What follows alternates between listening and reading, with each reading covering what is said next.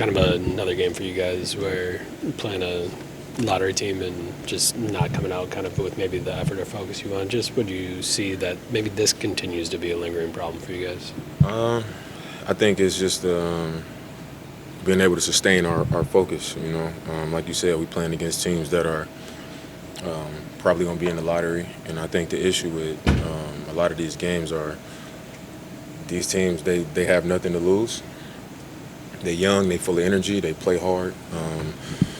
They're well coached. You can hear from the sideline the coach is just pushing them. Just on them about what they need to be doing.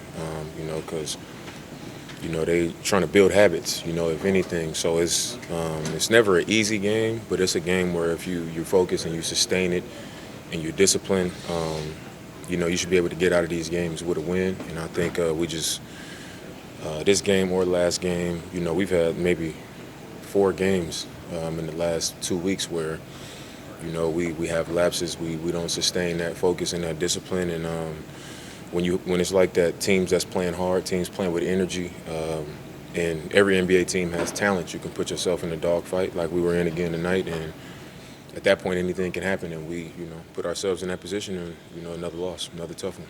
Is there anything you can point to why it keeps happening? I'm not sure. I think the things that I just mentioned, just coming in and being a more disciplined team. Obviously, we're the team that should win games like this, and that's with respect to the teams that have beat us. But we should be winning these games, especially on our home floor. And I think it's just sustaining our focus and that discipline. If we do those things, I think we win the games. Last game we were down 20 with 8 minutes left or something, and we end up with a chance to win the game. So if we can have a stretch like that, that means if we can just be 80% of what we were in that last 8 minutes, we should be winning these games. But, we have, like I said, lapses. And then tonight, we had a lead in the first half. We kind of had control of the game. And then in the third, they jump out and have like a 9 or 10-point lead. And now we got to fight. But you get in a dogfight now, they believe, they having their way in moments, and you end up in a game like this. So I think that's just kind of been a pattern that we've had in these games. It's just, not good enough discipline and not good enough sustaining our focus. Coming out of the timeout, Doc liked what it looked like, I guess, coming out, and he said he thought you might have had a chance to lay it in before kicking to Bobby, and he's like, obviously after that. So I guess, what did you see, I guess, in those final plays, and how, I guess, did it end up the way it did? I think the first one that I tried to throw to Bobby that got tipped, I just saw Ayton was already in the paint. He had pretty much left Bobby in the corner. And I might have been able to lay it up. Those are always tricky with the timing. Sometimes you feel like you can get it there, and these dudes so tall and long, they might get a hand on it. And obviously in those situations, I'm looking to score. But I felt like the play, I was able to see the play early. I saw him in the paint. Bobby was over there, and I just tried to make the right play, knowing he would get a clean look. And also knowing that we would also have another possession because of how much time was on the clock. It got tipped. Then the next possession, I came down. I had the ISO, and when I stepped back, I probably should have shot it. I tried to hit Bobby. He thought I was going to shoot, so he crashed, got ready to crash, and ended up being a turnover. And then the very last play, I just wanted to get the ball and get a shot up. I rose up. It felt good coming out of my hands. I actually thought it was going to go in, and then I felt him, hit my leg. So I was like, if this could be a 4-point play, this might be game. But no game comes down to, the last 1 or 2 possessions, but that's why teams sign and pay great players, because in those situations they expect us to be able to come through and make plays, make shots, and, have that type of impact at the end of games. And I just wasn't good enough in those last few possessions. So it's that simple. But, I've been on both sides enough now to where I know that you got to take the good with the bad. How can you kind of recapture a little bit the momentum pre-Vegas to a degree? Doc had talked about, obviously, that playing right with the ball movement, whatever. AJ thought maybe can start defensively to help offense. How can you get back there? Like I said, just our focus. I think we gotta get back into what made us a successful team. Sometimes when you have success, you even over the course of one quarter or two quarters, a lot of times you'll see teams just get away from what made them successful because it feels easy.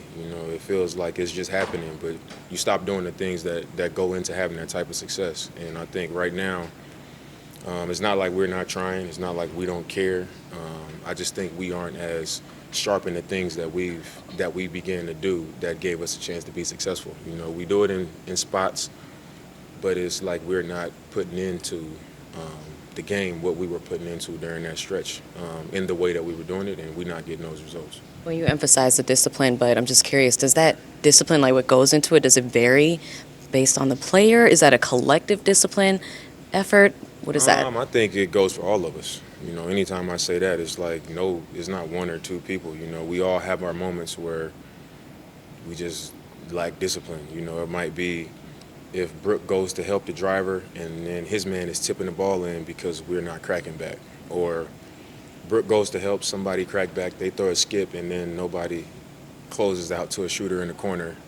And now somebody who is probably not going to make a contested shot or off the dribble, he's getting a practice shot, wide open from the corner. And to me, that's discipline, being able to just do your job over and over and over. And I think we've all had a hand in it. If you look at the game on film, you'll see everybody have a moment where we didn't do what our job was. So I think it's definitely a collective thing. And we got to get to the point where we get everybody to do that and do it for longer periods of time. It's always going to be breakdowns, but I think we got to be much better about like the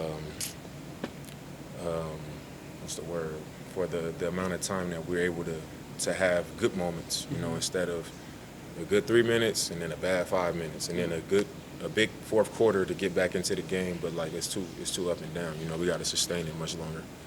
Ant had a strong performance tonight and recently reached a few milestones, 5,000 career points, third on the three-point mades list in Portland Trailblazer history, right beside you and CJ. And knowing how far he's come, how far Shaden has come since you were on the team with them, what does it mean to you to see guys like Ant, like Shaden, establish themselves in this league? I'm just extremely proud of him,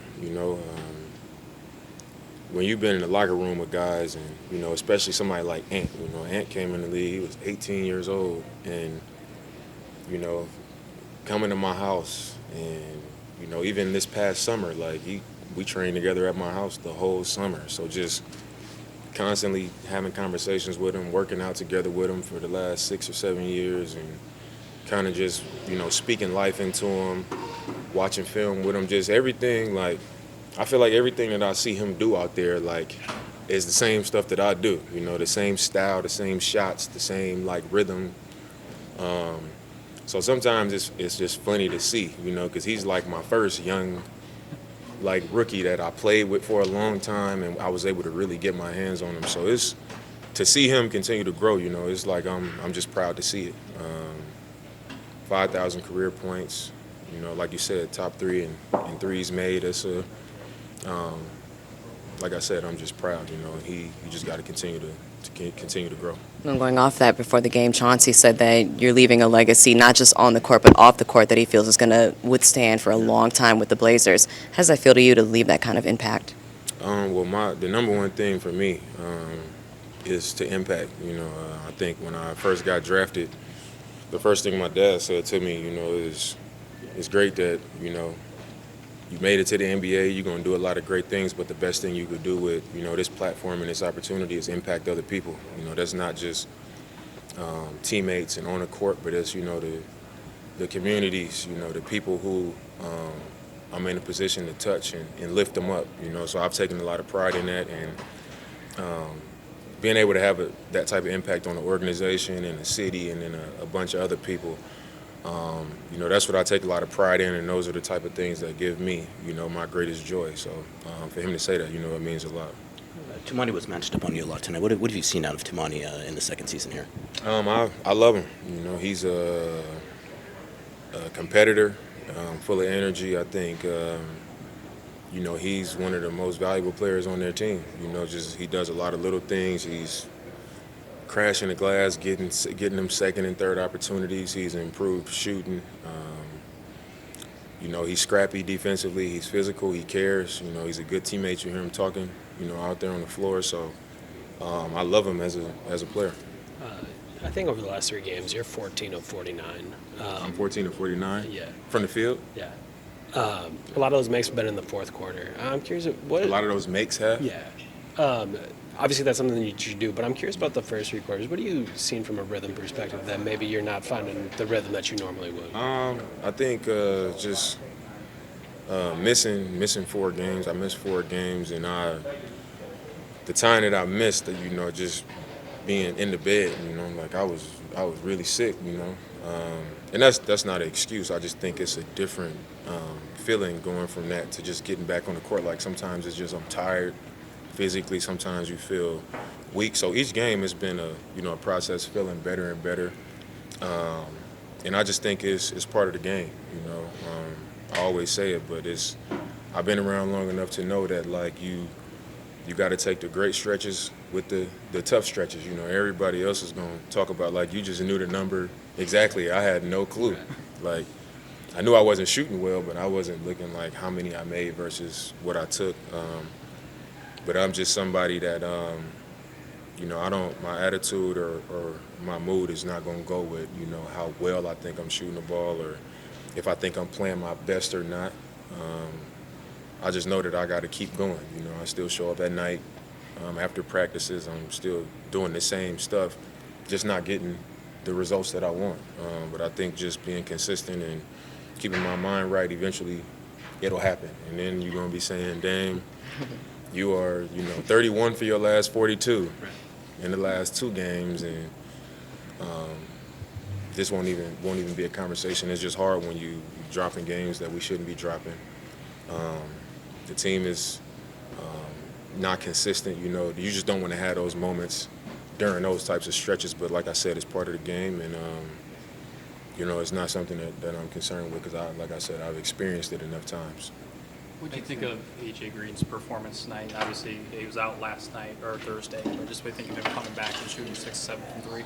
I thought he was great. I think, for us as a team, whenever you get a performance off the bench from a guy like that where he's shooting the ball well, he's defending the way he did, you get that punch off the bench, you want to take advantage and win those games. So I don't think it's a wasted game because now, he's in a good rhythm, he's feeling good, and that can carry over into the next 2, 3, 4 games. But I think we got to come out of here with a win if you get that type of performance off the bench. Thanks. Thanks, Dave. Appreciate it.